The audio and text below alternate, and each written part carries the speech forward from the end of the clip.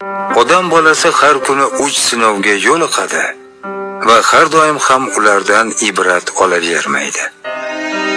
Birinchisi, har kuni umri qisqarib boraveradi.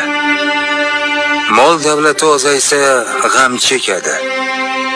Umri kamayotgani bilan esa ishi yo'q. Holbuki mol davlatning o'rnini to'ldirsa bo'ladi. Umrning esa o'rnini to'ldirib bo'lmaydi. Ikkinchisi, har kuni Alloh bergan rizqdan yeydi.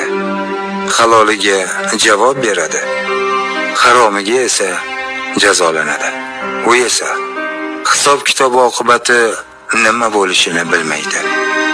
Uchinchisi, har kuni oxiratga bir qadam yaqinlashib, dunyodan esa bir qadam uzoqlashib boradi. Shunday bo'lsa-da, foniy dunyosiga bergan e'tiborni boqiy oxiratiga qaratmaydi.